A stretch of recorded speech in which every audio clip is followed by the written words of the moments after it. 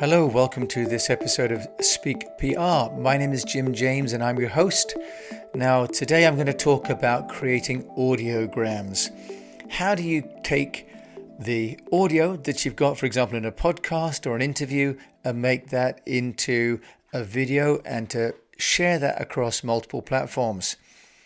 Now, the reason I am talking about this is because increasingly we're hearing about people making podcasts. In fact, I'm making my own here for East West Public Relations.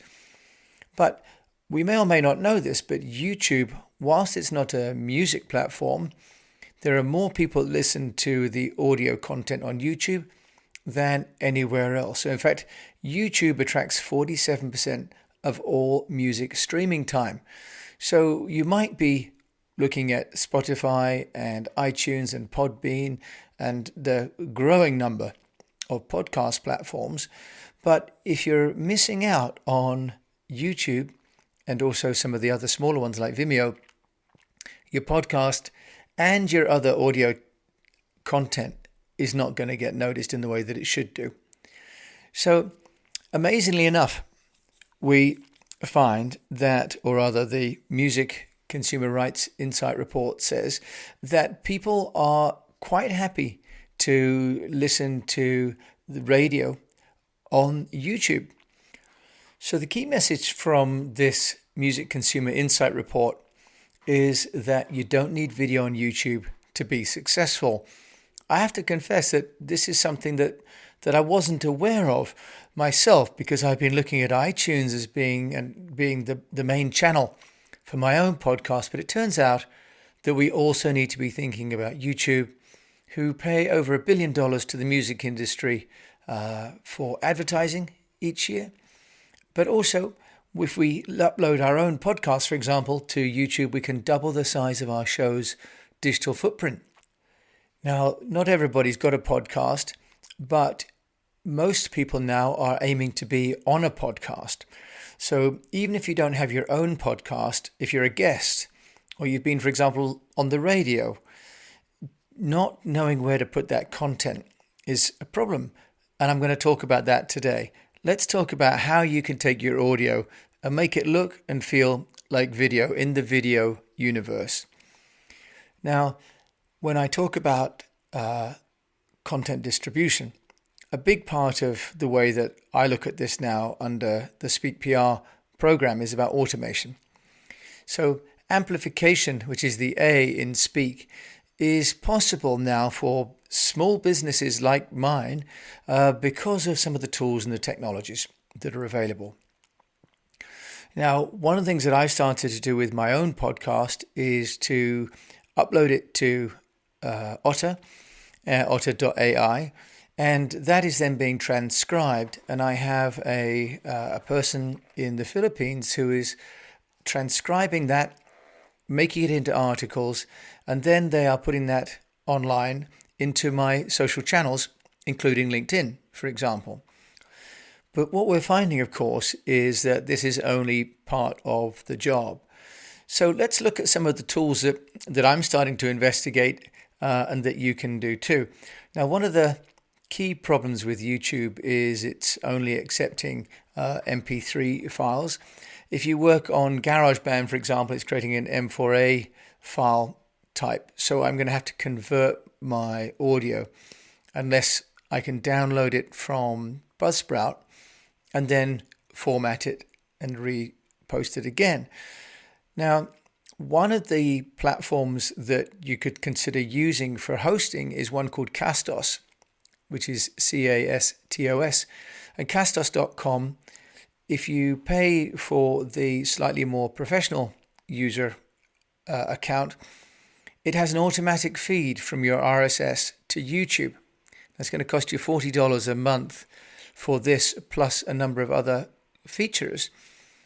But Buzzsprout currently doesn't offer this, and nor did Libsyn. But if you get your podcast or your other audio content listed on a platform that already has a direct feed to YouTube, that would save the job, which would be fantastic. I haven't done that because, frankly, I didn't even think about this when I started the podcast. But now I've got 1,000 downloads around the world, I'm really starting to think about how I can expand my listenership.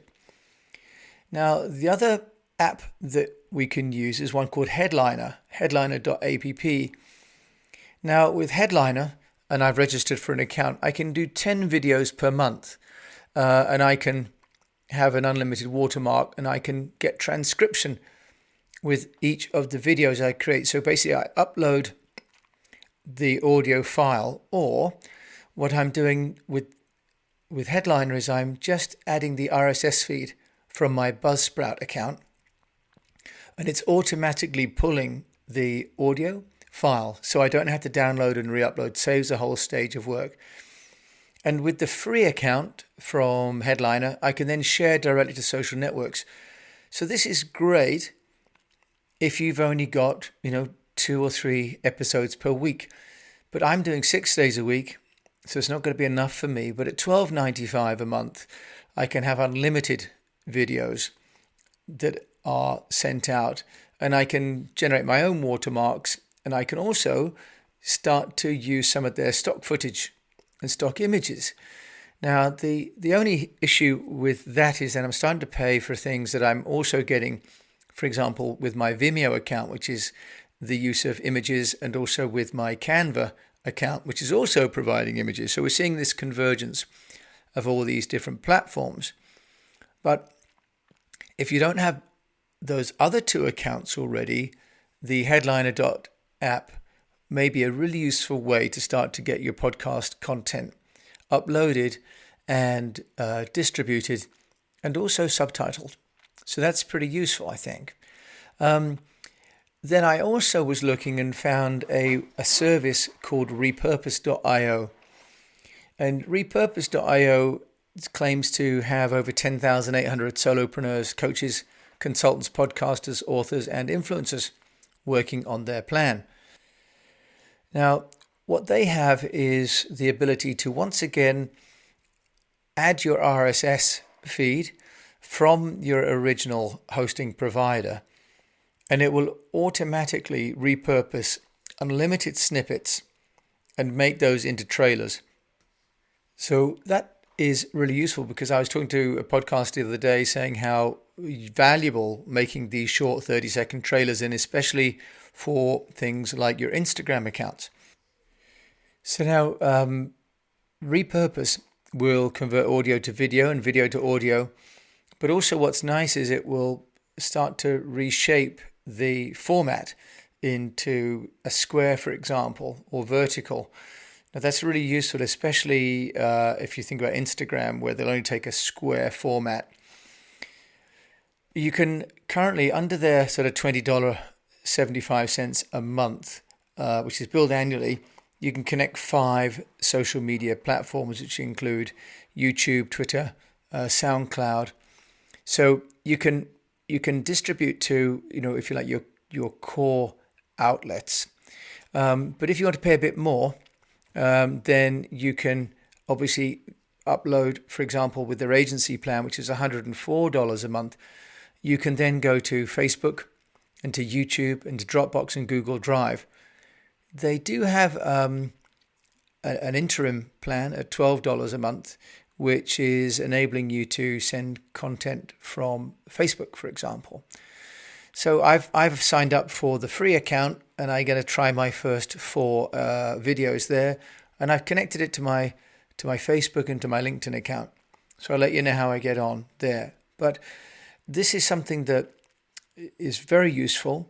And John Lee Dumas, who has one of the world's greatest podcasts called Entrepreneurs on Fire, says that he uses it because it automatically creates a video for each of his podcasts, and that saves him lots of time.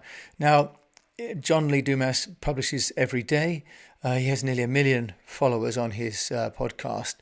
So it's good enough for him, then it may well be good enough for me as well. And I'll just have to decide which price to go for. But I think if I do that, then I'm having to stay on my Buzzsprout and add repurpose.io, or maybe look at moving across to Castos, which seems to have both the hosting and the limited distribution. So which one to go for. As we look at making our podcast go out to video, I'm going to start off by doing that manually. We've got some 55 episodes, and we've just started our YouTube channel as a consolidated channel, and I'm going to upload my legacy, my back catalogue, and do that manually to start with, just to get that up and running. And then over the coming weeks, I can share with you which of these services I find are the most productive. I think the key point here really is that when we create our own content, as an interview on the radio, be it a text, be it a podcast or a video, there are tools out there that you can use on a very basic level for free, but just upgrade to, for example, $12 a month.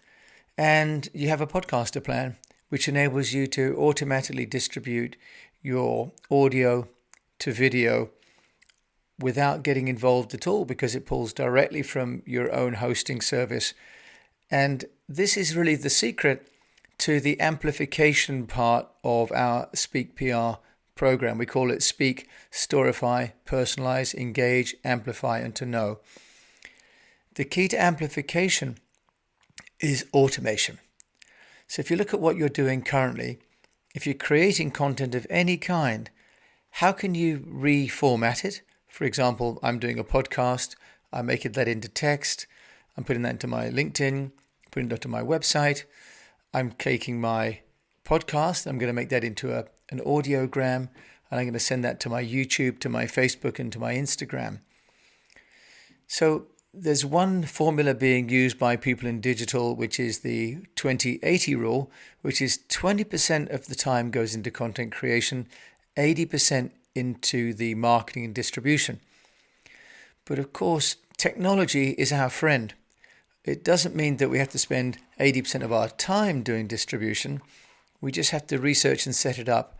And then 80% of our energy and maybe our budget may go on it. But it doesn't have to be 80% of our effort. The technology is there to help us do that. So thank you for listening to this episode of Speak PR. I hope that's been useful for you if you're trying to get your content, especially if it's audio, to the world. Don't forget, YouTube is over half of the audio, even though we think of it as a video channel. So thank you for listening, and if you'd like any more information about what we do, please visit us on our website, eastwestpr.com, subscribe to our newsletter and to this podcast. And until our next show, I wish you the best of health, a profitable business, and that you keep on communicating.